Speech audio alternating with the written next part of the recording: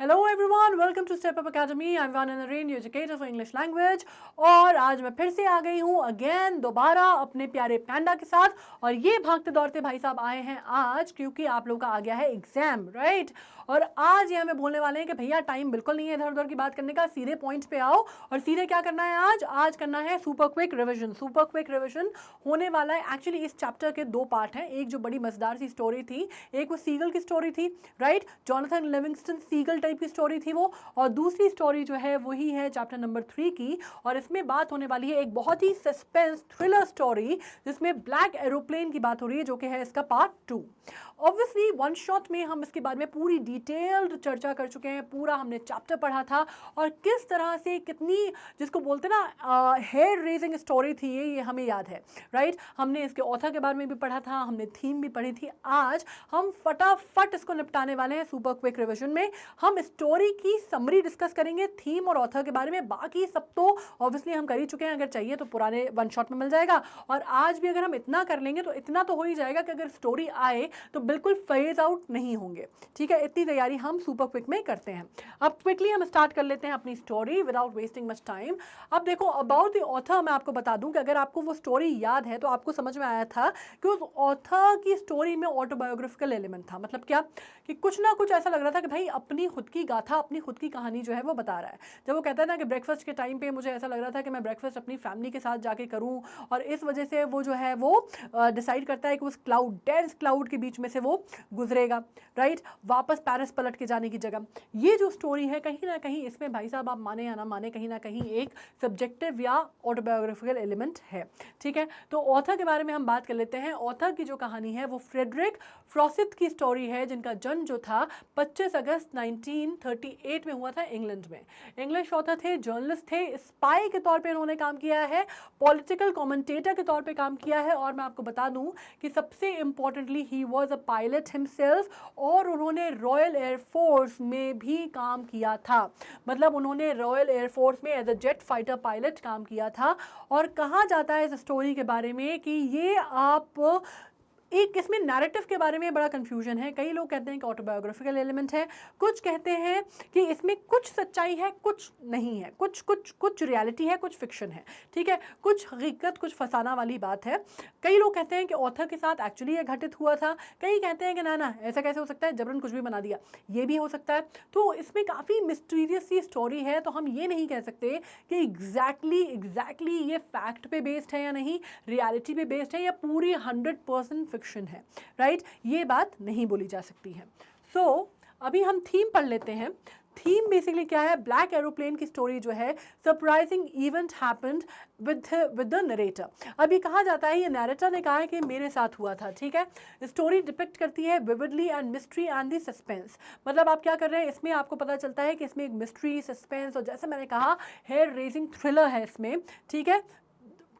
It seems incredible sometimes to a scientific world. On the other hand, we can't deny existence of such happening.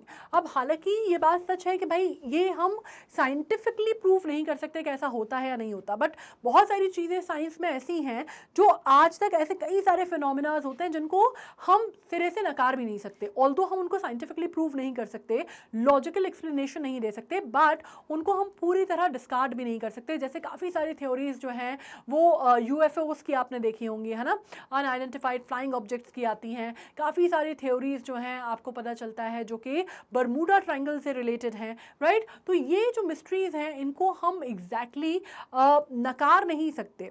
मतलब हम ये नहीं कह सकते कि ऐसा तो हो ही नहीं सकता। ऑफ कोर्स हम साइंटिफिकली उनको प्रूव नहीं कर सकते, दैट्स अ डिफरेंट थिंग। उसी तरह की स्टोरी एक ये भी है। नाउ अगर हम इसकी समरी पढ़ते हैं तो इसमें in the lesson, the black aeroplane, a pilot of old Dakota airplane, was flying in the midnight over the sky of Paris. He wanted to reach England so that he could join his family at the time of breakfast. जैसे मैंने कहा, ठीक है, but unfortunately he was passing through the mountainous black cloud. If he gets lost in the black cloud, there was no chance of his survival. But he dared to do it willingly. क्यों? क्योंकि there were either of the two ways कि या तो वो Paris वापस जा सकते थे या फिर वो ये चांस ले सकते थे और वो इंग्लैंड फ्लाई कर सकते थे, right. And he took the chance somehow. उसको लगा कि हाँ ठीक है, मैं चांस ले लेता हूँ, तो चांस ले लिया. As he was in the turmoil of the black cloud, all his instruments failed to work. He couldn't communicate to anybody. अब जैसे ही वो जहाँ जाते हैं तो उनको पता चलता है कोई भी चीज़ काम नहीं कर रही, कोई कम्युनिकेशन डिवाइस काम नहीं कर रही, रडार काम नहीं कर रहा, रेडियो काम नहीं कर रहा, कुछ भी काम नहीं कर रहा. कहीं से किसी भी तरह से वो ज़मीन पे कांटेक्ट नहीं कर पा रहे थे, किसी भी एयरपोर्ट पे किसी भी कोई भी सिग्नल नहीं मिल रहा था, कहीं पे भी किसी भी प्रकार का नेटवर्क नहीं था, किसी भी तरह से कम्युनिकेट नहीं हो सकता था. His compass wasn't working, he was completely lost. Right, ये वाली बात है. Now suddenly he noticed a black aeroplane in front of him. The pilot of the plane instructed him to follow. So he followed like an obedient child, but in the meantime his fuel tank was getting exhausted. Suddenly he noticed a row of light on the ground. अब क्या हुआ? It was a runway. अब क्या हुआ? जब वो इस सब में था, अब उसको लगा कि this is the end of it, ख़त्म हो गया सब कुछ. उसी टाइम पे एक ब्लैक एरोप्लेन आता है सामने और उसका जो लाइट जो है उसमें चमक रही है और उसके पायलट ने इशारा किया कि मुझे फॉलो करो. और ये इसके पास मरता क्या नहीं करता, he started to follow him like an obedient child. लेकिन अब कहानी में ट्विस्ट ये आया कि भाई इसका जो पेट्रोल था, जो फ्यूल था, वो भी ख़त्म होता जा रहा था और वो सोच रहा है कि मैं करूँ क्या. मतलब ही डिसाइडेड कि आज तो ठीक है, प्लंज ले लेते हैं, जो होगा देखा जाएगा, क्योंकि मरना तो निश्चित लग रहा है. ठीक है, लेकिन जैसे ही उसका पेट्रोल जो है, फ्यूल ख़त्म होने लगा, उसको नीचे दूर से कोई लाइट टिमटिमाते हुए दिखी, जो पता चलता है कि वो, आपको पता चलता है रनवे है. मतलब आपको पता चलता है क्या, वो जगह जहाँ से प्लेन टेक ऑफ होते हैं वो है. ठीक है, पट्टी, आपको हवाई पट्टी दिखाई देती है. Suddenly he noticed a row of light on the ground. It was a runway. He landed down and straight forward went to the control room. He inquired about the other plane. अब वहाँ पे land किया उसने. जैसे ही land किया उसने देखा कि ब्लैक एरोप्लेन कहीं नहीं है. He went to the control room और वहाँ पे जो लेडी थी उससे पूछता है कि वो ब्लैक एरोप्लेन जिससे मुझे रास्ता दिखाया वो कहाँ गया.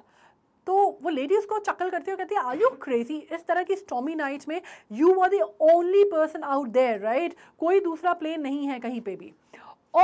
But he was dumbstruck when he came to know that there was no other plane noticed on the radar that night. मतलब रडार पे सिर्फ अकेले उसका प्लेन था, बाकी दूसरा कोई प्लेन नहीं था. कौन आया, कौन उसको बचा के चला गया, उसकी लाइफ किसने उसको सेव डाउन किया, who was that मसीहा in that black aeroplane and what was that black aeroplane all about, ये किसी को भी नहीं पता. Many questions remain unanswered, mysterious and unsolved, and that is why I tell you that it is a very interesting and very hair raising mystery, right. इसका हम answer हमें खुद भी नहीं पता कि क्या था, and that is why it is so interesting, right. On this note I am signing off. Thank you very much. One super quick revision था. I am sure आपको मोटे मोटे तौर पे कहानी समझ में आ गई है. बाकी हमने डिटेल डिस्कशन किया हुआ है, वन शॉट पे देख सकते हैं. स्टेप अप अकेडमी को सब्सक्राइब कर चुके हैं तो वो तो फाइट है ही नहीं. Alright, I am signing off and my panda is saying bye bye to you, and you take care of yourself. Do very good in your examination and pass with flying colors. Thank you so much.